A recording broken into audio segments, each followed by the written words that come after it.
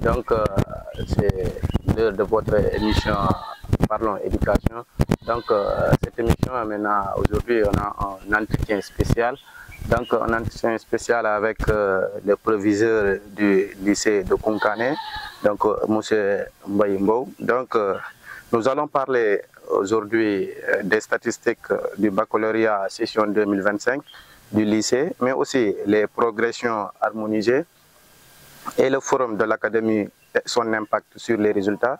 Mais aussi, nous allons revenir sur l'éradication, donc les stratégies pour l'éradication des abris provisoires au niveau de ce lycée. Donc d'abord, on va laisser la parole à monsieur le proviseur pour qu'il puisse donner son mot ou bien saluer à nos téléspectateurs de Diaobé TV. Bonsoir, monsieur. Bonsoir, Moustapha.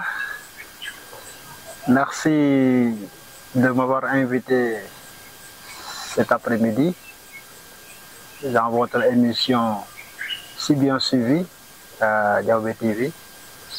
Je transmets également toutes mes salutations à votre aimable public, aux fidèles téléspectateurs et auditeurs de Diaobé TV.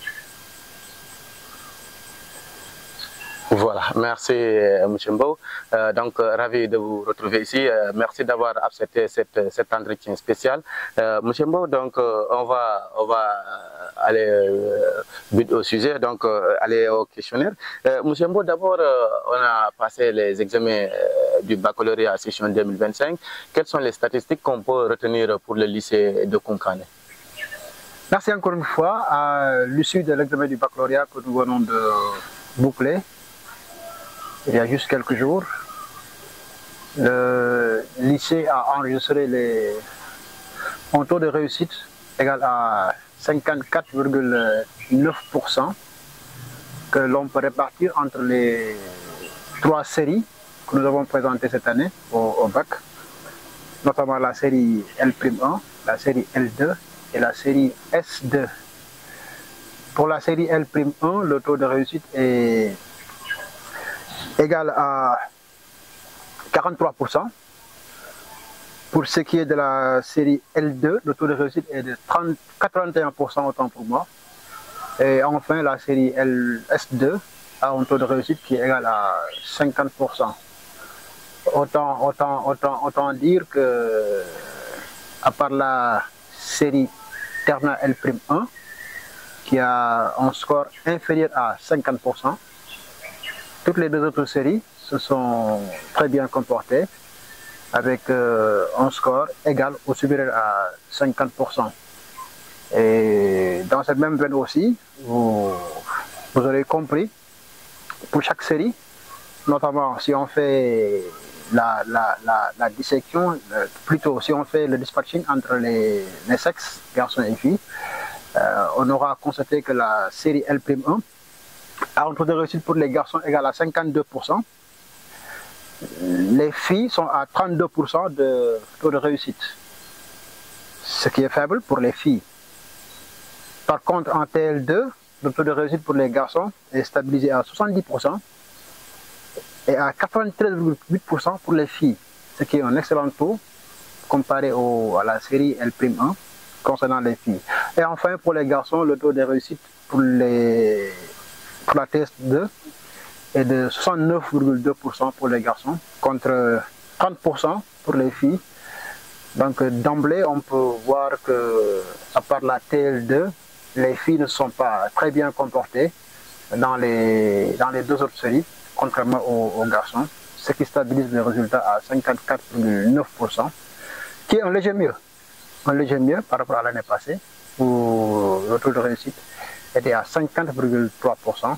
Donc nous avons fait un bond très léger, mais très important, de quelques 0,6 points. Voilà, merci donc de ces statistiques. Donc vous avez revenu sur ces statistiques. Donc comme vous l'avez constaté, monsieur le proviseur, partout au niveau de ces séries-là, tantôt au niveau du pays, les résultats au niveau de la TL prime, comme vous l'avez si bien dit, c'est catastrophique. C'est dû à quoi, monsieur Mou? Bon, c'est dû à quoi? D'emblée, sur le pif, on ne peut pas donner de but en blanc les raisons. Il nous faut déjà faire un diagnostic très profond à partir non seulement des résultats que nous avons, qui sont une indication, mais aussi avec les notes que les élèves ont eues dans chaque matière lors du bac. Ce sont ces notes-là que nous allons étudier plus tard pour peut-être faire un diagnostic complet et pointer la raison pour laquelle, en tout cas au lycée de Koungkané, la série L'1 a fait une contre-performance. Bon, contre-performance, peut-être le mot n'est pas... un peu de trop peut-être, parce qu'en vérité on s'y attendait un tout petit peu, mais pas à cette proportion. Cette année on a eu une classe de TL'1 très pléthorique. La première fois que la classe a compté autant d'élèves, 64 dans une seule classe, c'est un record. Et très souvent c'est très difficile de gérer une classe où l'effectif est très large et très important. Des difficultés de suivi individuel pour les élèves, des difficultés de concentration, le climat, bref, il y a beaucoup de facteurs qui peuvent être pointés pour expliquer un peu la contre-performance, en tout cas pour le lycée de Koungkané, relativement aux effectifs qui ont grossi cette année, notamment en TL'1. Voilà, donc merci de ces éclaircissements. Monsieur Mbo, comparé, comme vous l'avez si bien dit, le taux d'admission de l'année 2024 au bac à cette année, comment jugez-vous ce résultat-là, ce bond-là? C'est un bond qui est qualitatif, hein. C'est vrai qu'il n'est pas très important, je l'ai rappelé tout à l'heure, c'est quelques poussières de points, 0,06 points, mais ce n'est pas négligeable, puisque ça nous permet de faire mieux que l'année passée. Et puisque nous nous inscrivons dans un sillage de toujours faire mieux pour être proche du slogan que nous avons, toujours plus haut, donc toujours mieux. Si cette année on a fait mieux que l'année passée, on ne peut que s'en réjouir, tout en espérant que l'année prochaine on fera encore mieux. Voilà, donc merci de ces éclaircissements encore une fois. Monsieur Mbo, quel message donnez-vous à ces nouveaux bacheliers? Déjà leur dire félicitations. Ils ont bien travaillé et ont mérité largement leur réussite. Donc après les avoir félicités, je leur demande de bien se reposer.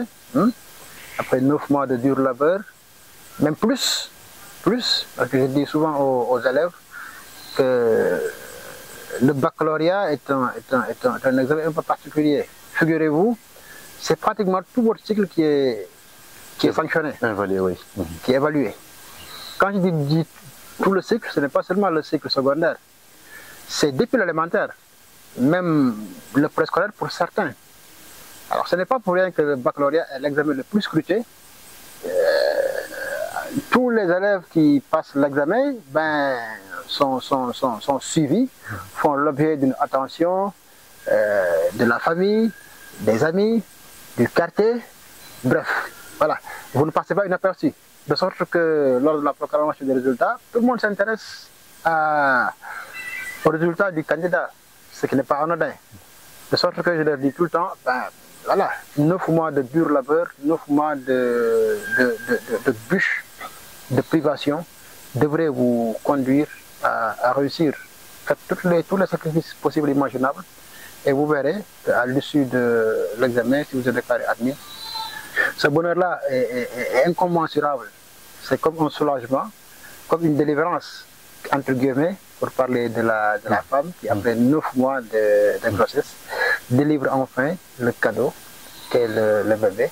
Et c'est le cas pour les élèves qui ont réussi au baccalauréat. Donc je leur souhaite de passer de très belles vacances, tout en gardant à l'esprit que peut-être au mois d'août, l'office du bac, à travers l'académie, va sortir un calendrier pour le retrait de leur diplôme ou de leur attestation. Ça dépend, je pense que ça a évolué et maintenant ce sont les diplômes qui sont délivrés. En tout cas, il y aura un calendrier qui sera partagé dès que l'information nous sera transmise à travers l'académie. Donc voilà, qu'ils passent de très belles vacances, bien méritées. Mais aussi une pensée pour les élèves qui ont malheureusement, je ne dirais pas échoué, mais qui n'ont pas réussi. Parce qu'il n'y a pas d'échec, il n'y a que des enseignements à tirer, des apprentissages à avoir. Tous ceux qui n'ont pas pu avoir le baccalauréat, il faudrait qu'ils s'arrêtent après peut-être 1 mois, 2 mois de vacances l'année prochaine et qu'ils identifient réellement les points sur lesquels ils n'ont pas très bien travaillé pour les améliorer et se dire que la prochaine fois sera, Inch'Allah, la bonne.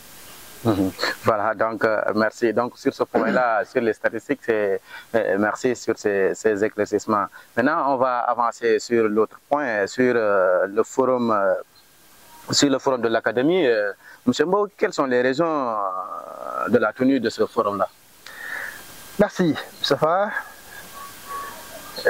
C'est vrai qu'au mois de décembre, l'inspecteur d'académie nouvellement installé, M. Diop, après avoir fait un diagnostic, comme tout bon pédagogue, notamment pour les performances au bac. Ce n'était pas seulement les performances au bac. Le diagnostic a été fait sur tous les résultats des différents niveaux, premier et deuxième. En tout cas, il est sur le podium.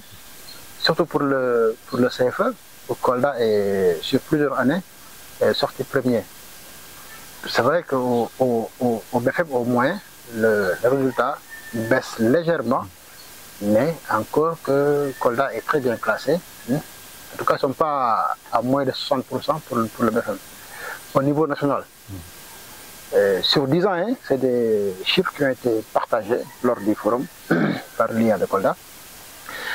Le constat bizarre est que, contrairement aux deux autres examens, le CFE et le BFM, où l'académie se comporte très bien, au bac, cataclysme, Kolda est très souvent dernier. Ou dernier ou avant-dernier. En tout cas, sur les 3-4 dernières années. Dernier ou avant-dernier.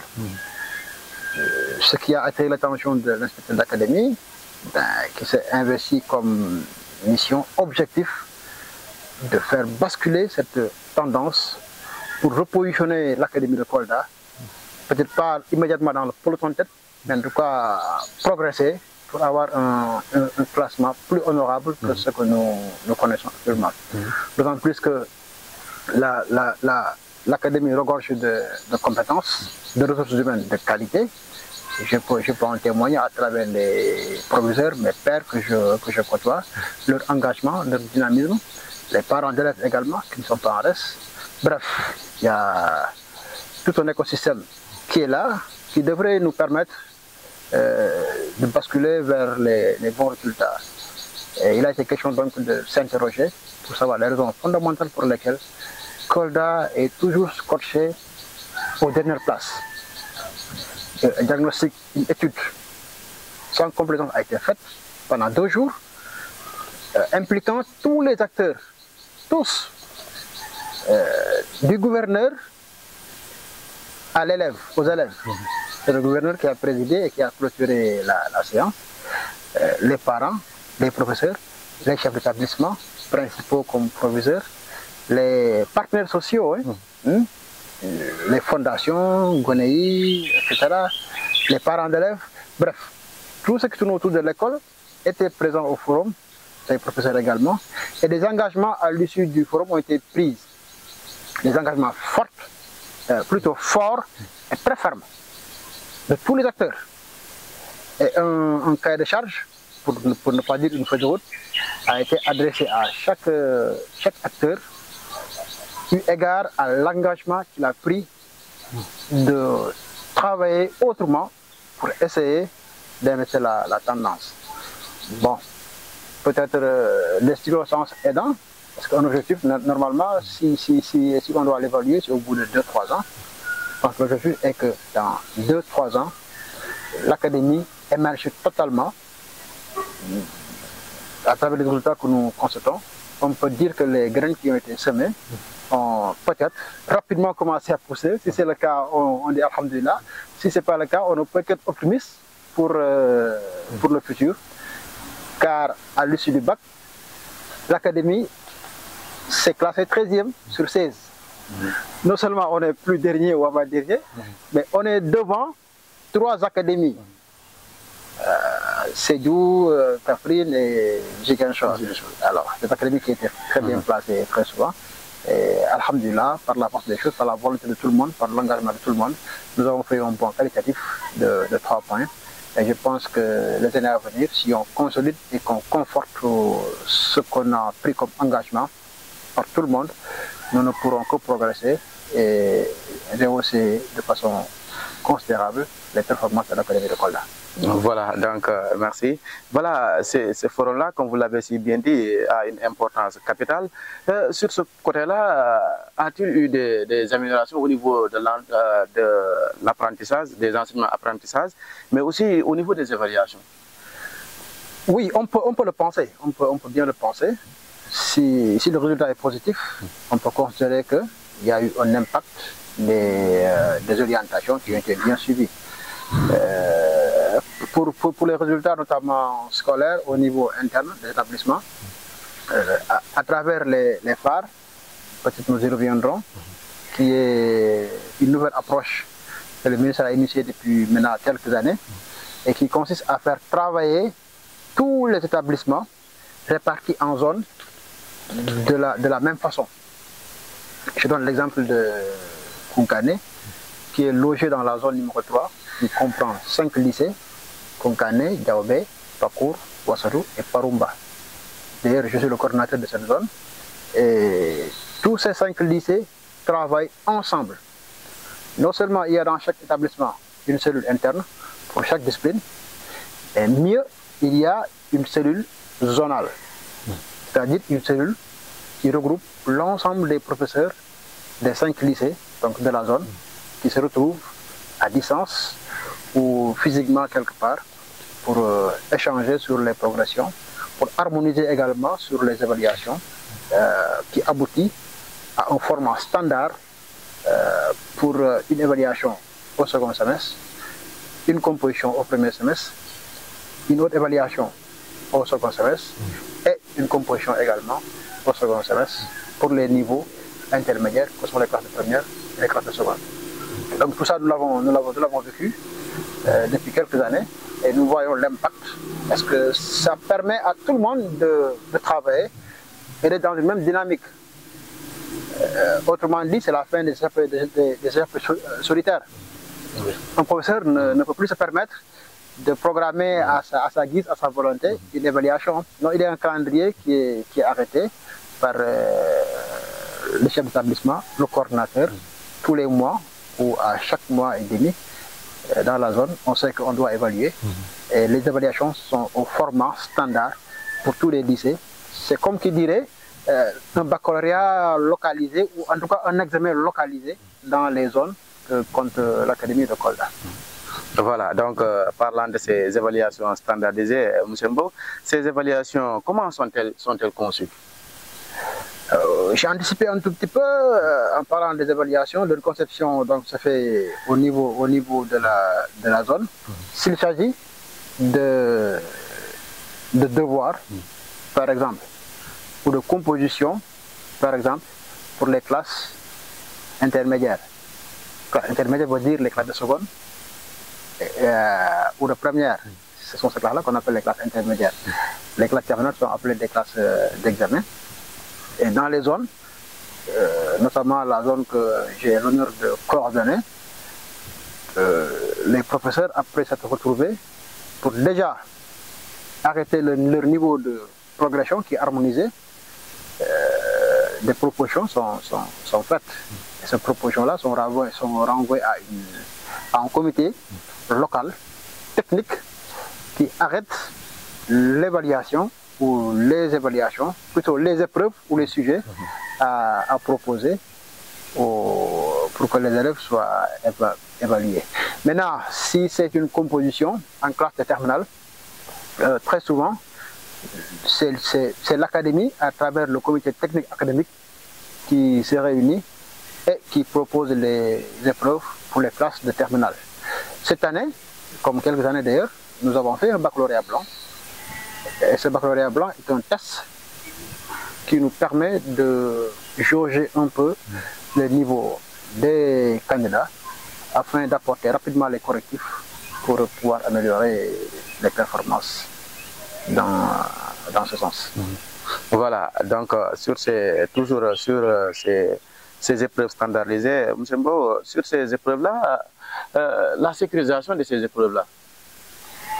Oui, ces épreuves ne souffrent d'aucune insécurité, hein, si je peux me permettre. Parce que déjà, comme je l'ai dit, il y a les cellules. Après, il y a un comité restreint. Après cela, le relais, parce que dans chaque cellule, il y a ce qu'on appelle un relais. C'est quelqu'un qui fait la liaison, qui est sur la liaison entre la cellule de la discipline et le coordinateur que je suis. Donc, à l'issue de cela, si l'épreuve est stabilisée, il appartient au relais de faire le transfert sécurisé de l'épreuve auprès du coordinateur que je suis. Il centralise et il fait le dispatching au niveau des chefs d'établissement, que sont les professeurs des autres lycées, qui vont se charger de faire la reprographie et de façon vraiment très professionnelle et très sécurisée. Font également la distribution à travers les censeurs qui gèrent la pédagogie. C'est ainsi que nous fonctionnons. Jusque-là, ça fait maintenant plus de 5 ans que nous fonctionnons en cellule zonale. Et il n'y a jamais eu de couac, il n'y a jamais eu de cas de fraude, de tricherie. On s'en félicite. Hein?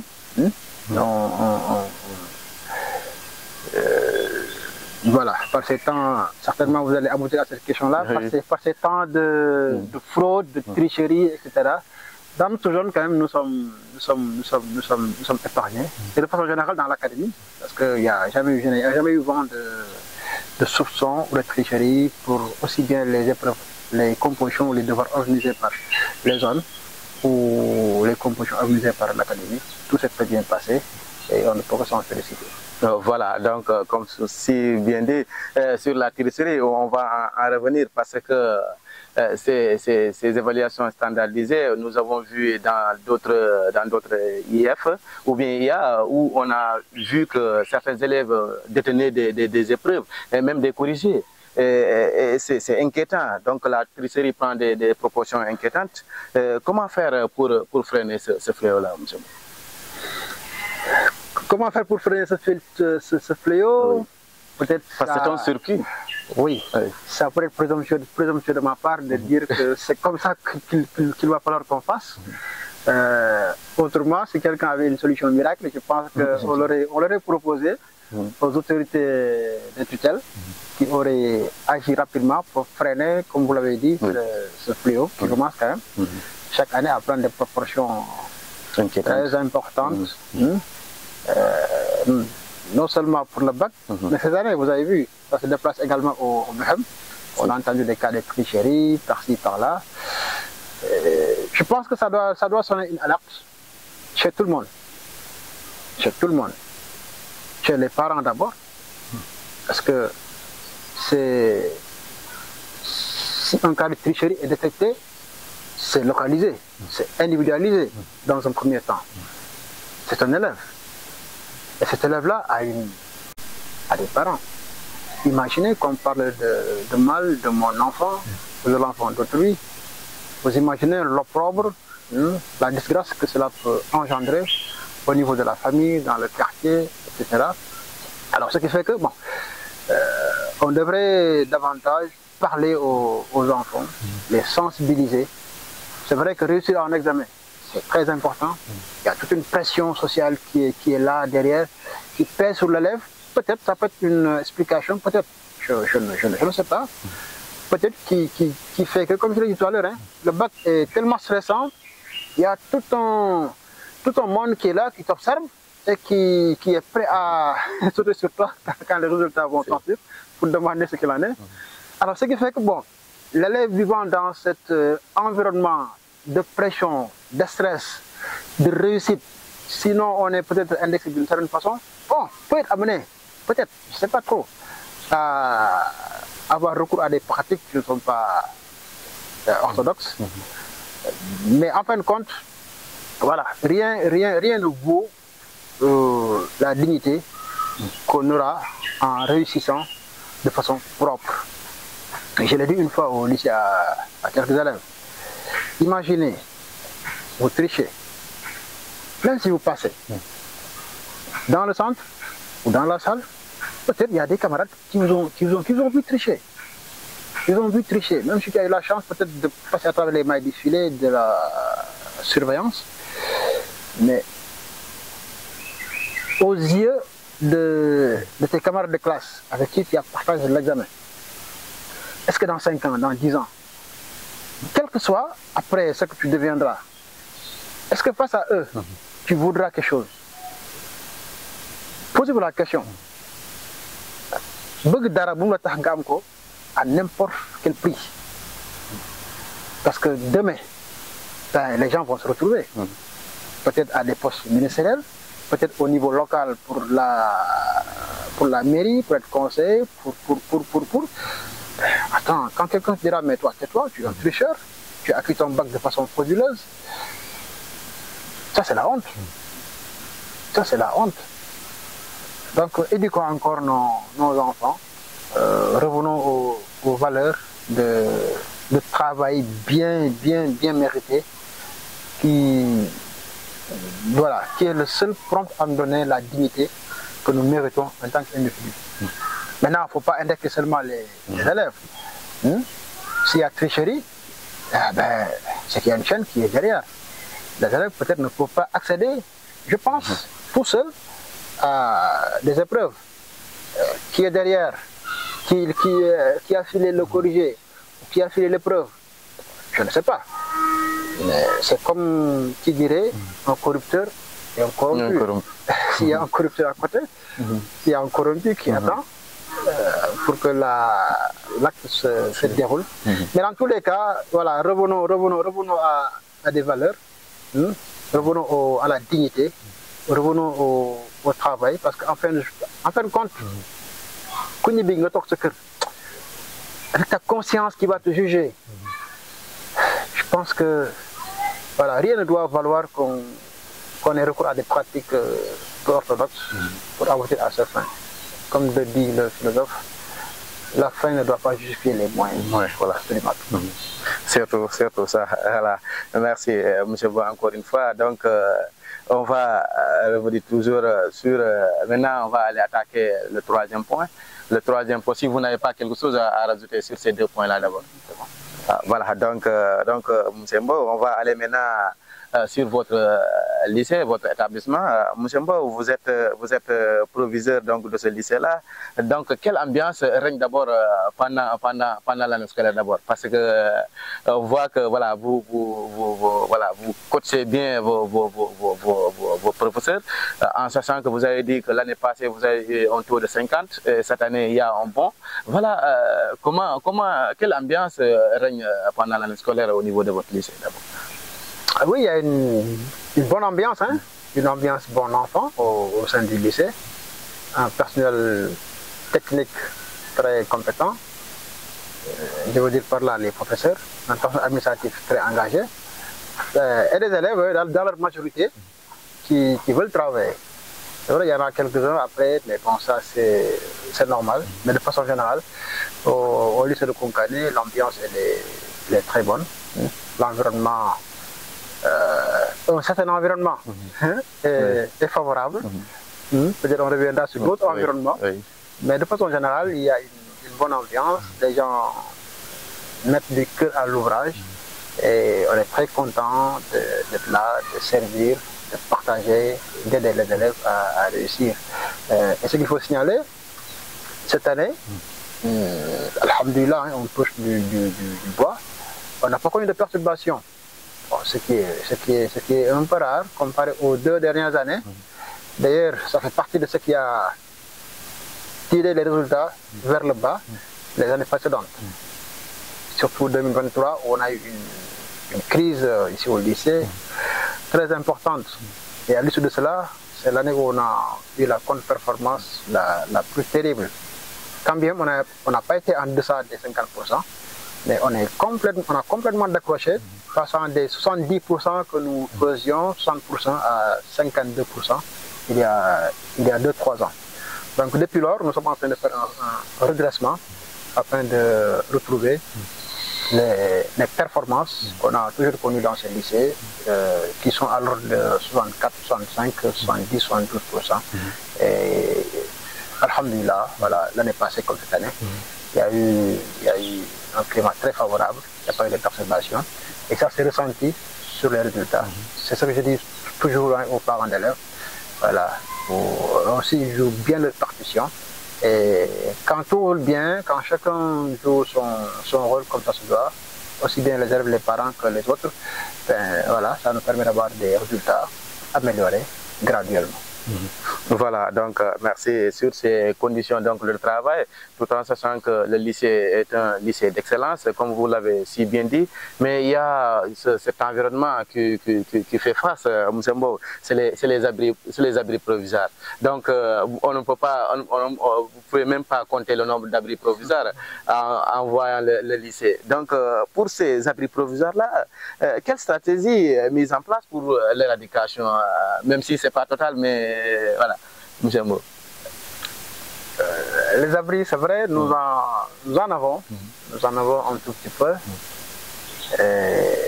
Depuis, je dirais, depuis toujours, hein, depuis que le lycée a démarré, les abris font partie du décor.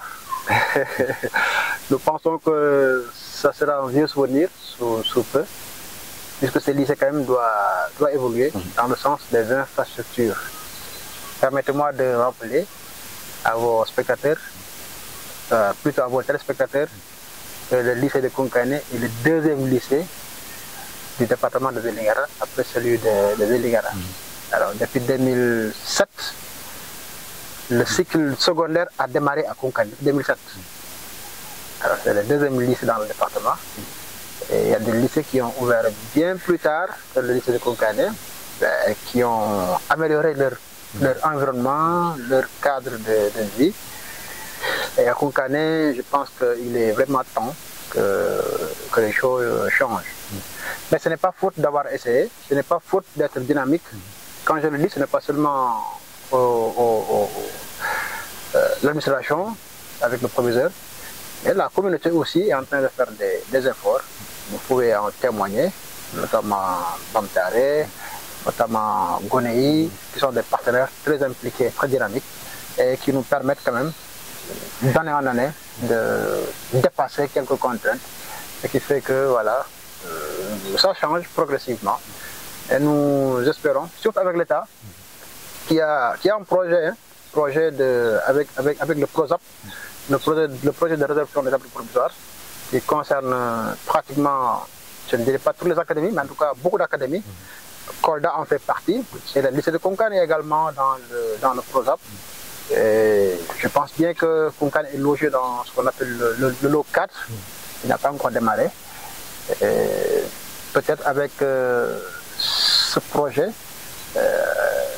le lycée va radicalement changer de visage. Mais en attendant, quand même, féliciter et louer les actions qui sont faites par les partenaires que j'ai cités tout à l'heure, par les parents d'élèves, bref, par les bonnes volontés qui nous accompagnent et qui nous donnent beaucoup de souffle afin qu'on puisse bien avancer. Voilà, donc ces abris provisoires. Donc, qu'en est-il? Il y avait un projet pour la construction de ce lycée. Qu'en est-il ce projet-là, M. Mbo? Je pense que vous faites allusion au projet initié par Bamtare. Oui. Je crois bien. Bon. Là où il y avait la communauté qui s'est impliquée pour cette construction-là, il y avait une somme que devait remobiliser et finalement il n'y avait pas eu cette somme-là. Oui. Effectivement, donc vous faites allusion au projet que l'association locale Bamtare a initié. Oui. Bon, je pense ne pas être la personne la plus indiquée pour donner des réponses. Oui. Peut-être au-dessus d'un entretien avec Bamtare, ils vous diront ce qu'il en est. En tout cas, nous sommes là, nous attendons, nous écoutons. Ils font des actes concrets, et très positifs et très significatifs. Nous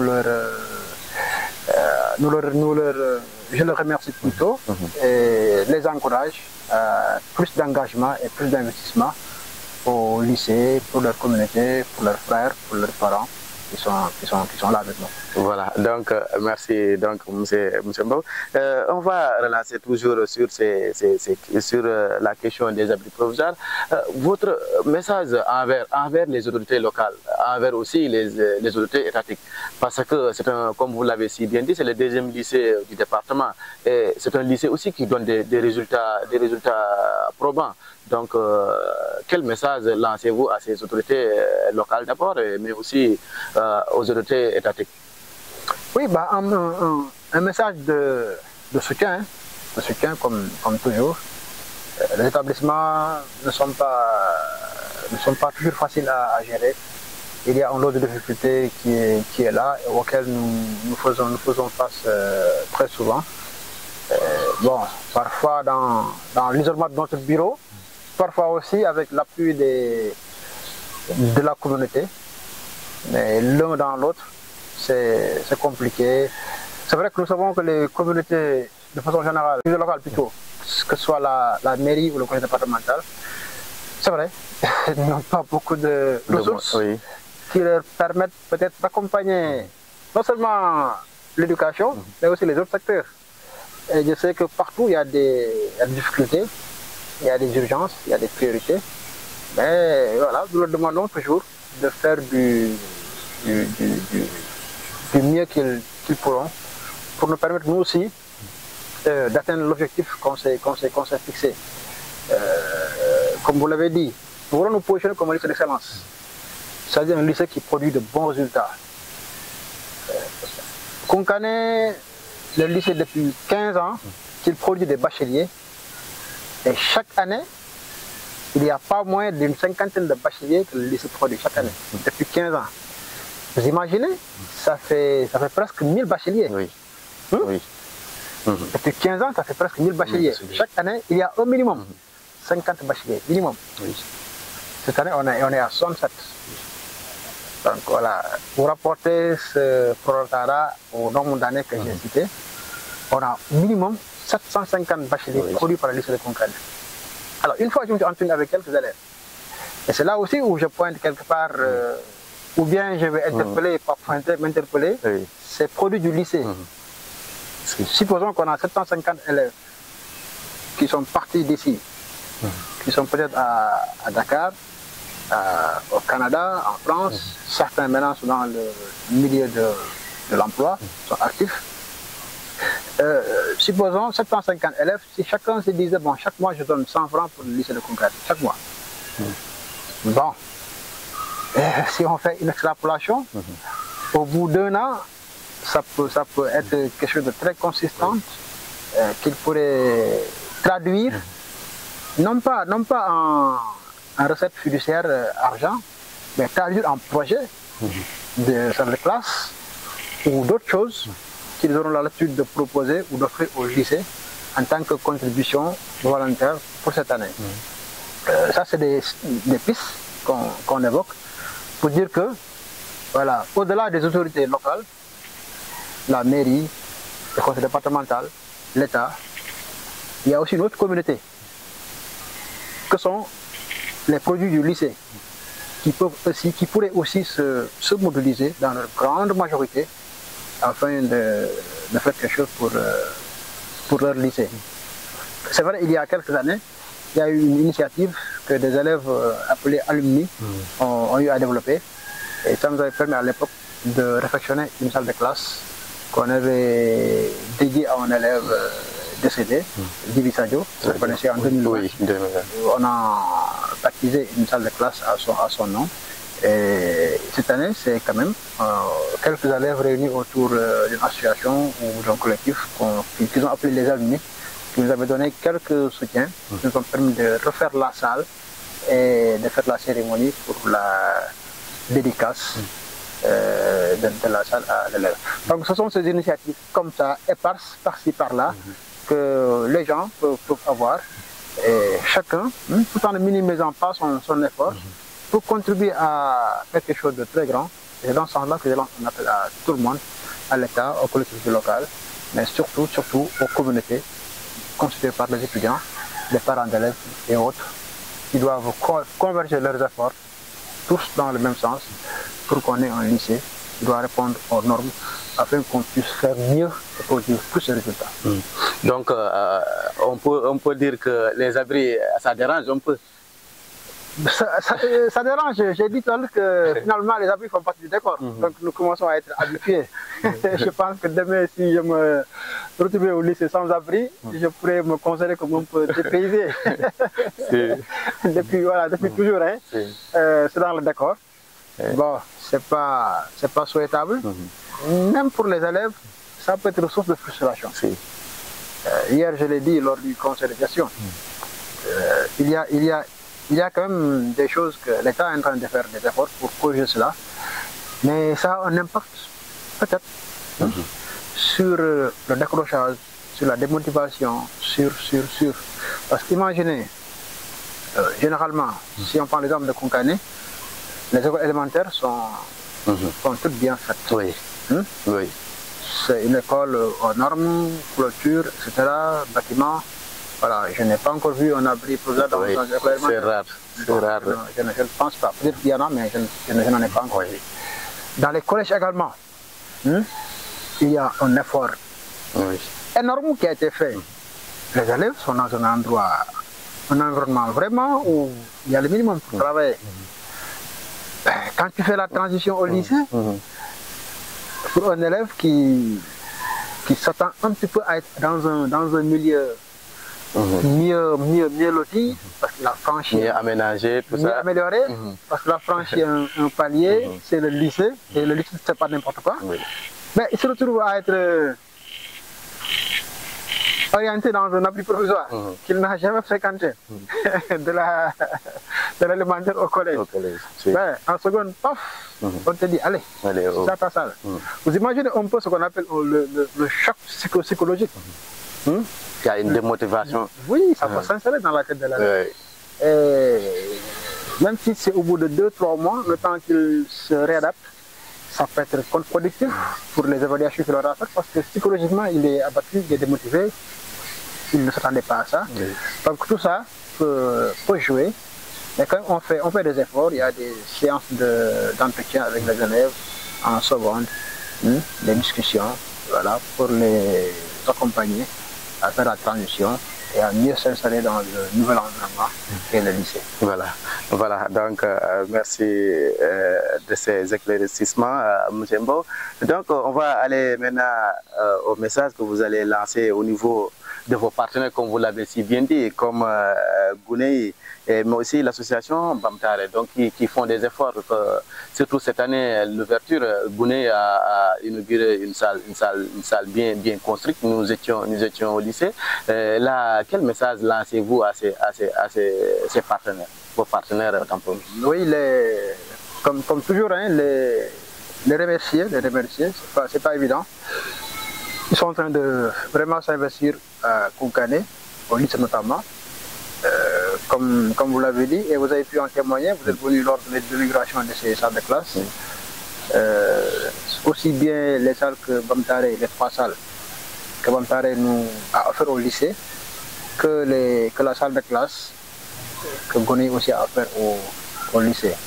Alors c'est des salles fonctionnelles, équipés en plus, hein, pour Bamtare, les 3 salles de classe, et qui nous ont véritablement soulagés. Imaginez, cette année, on a accueilli un nombre très important d'élèves, et nous étions ces salles de classe. Peut-être le calme qui a prévalu cette année ne l'aurait pas été, je pense. L'année prochaine aussi, nous serons confrontés au même défi. L'année prochaine, on aura plus de classes d'examen l'année prochaine. Inch'Allah, si Dieu le veut, on sera presque dans les 200 candidats au bac l'année prochaine. Cette année, on a présenté 122 candidats. L'année prochaine, après les statistiques que j'ai eu à faire à la fin du conseil, nous serons à pas moins de 170 candidats au baccalauréat l'année prochaine. Donc il nous faudra plus de classes, surtout en terminale. On en a 3. L'année prochaine, on en aura au moins 5. Donc c'est 2 salles de classe qu'il faudra prévoir, soit en abri, soit en dur. En tout cas, c'est en projection. En plus, nous voulons faire revenir l'année prochaine la S1. Il y a des élèves que nous avons identifiés avec un profil intéressant, nous pensons qu'ils pourront faire la première session l'année prochaine. Dans ce sens, nous comptons faire revenir la série. La série, oui, qui s'est éteinte cette année, faute de profil. L'année passée, on a fait 100% oui. L'année prochaine, on a des élèves de seconde qui présentent un bon profil. Nous pensons pouvoir les accompagner en S1 pour faire revenir encore la série. C'est une autre classe encore qu'il faudra mettre sur pied. Donc vous voyez, d'année en année, les problèmes s'accumulent. Et c'est normal, parce que Konkane s'agrandit. Les collèges aussi reçoivent plus d'élèves. Par conséquent, le lycée aussi. Voilà, c'est une relation de cause à effet. Et la population du lycée également, d'année en année, grandit. Et l'infrastructure aussi doit suivre ce rythme de croissance de la population élève. Donc c'est dans ce sens-là que je leur lance un message. Je sais qu'ils font beaucoup de choses pour le lycée, mais quand même, voilà, nous doyons. Et on les sensibilise, on les exhorte à encore faire un effort pour nous, même si on sait que voilà, il y a des choses qu'ils sont en train de préparer. Et leur lancer un message, leur dire bravo, félicitations pour l'accompagnement et tout ce qu'ils font pour le lycée. Pour le lycée. Voilà, donc merci. Donc on est vers la terme de cette émission. Monsieur Mbow, vous allez donc donner votre dernier message donc, pour clore cette émission. Donc cet entretien de vous dire aussi. Merci Moustapha. Merci de l'opportunité que vous m'avez offerte à travers la tribune Diaobé TV. Je vous encourage dans ce que vous faites pour l'information surtout. C'est extrêmement important. Et ce sont des émissions de cette nature. Notamment l'éducation, c'est très important, dont les populations ont besoin. Parce qu'il y a beaucoup d'informations, il y a beaucoup de messages à faire passer concernant l'éducation. Bon, peut-être on va voir l'année prochaine s'il y a possibilité de faire un partenariat, de renforcer l'émission à travers peut-être d'autres thématiques que des professeurs, peut-être même le proviseur ou des personnes de source pourraient apporter en plus pour peut-être vous accompagner à mieux vulgariser l'émission hautement importante sur l'éducation. En tout cas, je vous encourage et nous nous tenons disposés, prêts à vous accompagner pour que le message qui concerne l'éducation soit mieux vulgarisé. En tout cas, félicitations. Merci à tout le monde. Nous allons peut-être vers les vacances. Je souhaite à tout le personnel administratif, les professeurs, les élèves, les parents aussi, de passer d'agréables vacances et que Dieu nous prête une santé et une vie pour qu'on puisse se retrouver ici l'année prochaine avec toute l'entièreté que nous souhaitons. Merci. Voilà. Et encore une fois, M. Mbow, de nous avoir accordé cette interview. Et nous étions donc avec le proviseur du lycée de Konkane. Nous parlions des statistiques du baccalauréat 2025 au niveau du lycée, mais aussi le forum de l'académie de Kolda, les progressions standardisées, mais aussi harmonisées, standardisées et harmonisées, mais aussi l'éradication des abris provisoires au niveau de ce lycée d'excellence. Donc, chers téléspectateurs, merci encore une fois de nous avoir suivis, de nous avoir donné oreille attentive et à la prochaine pour une autre émission Parlons Éducation.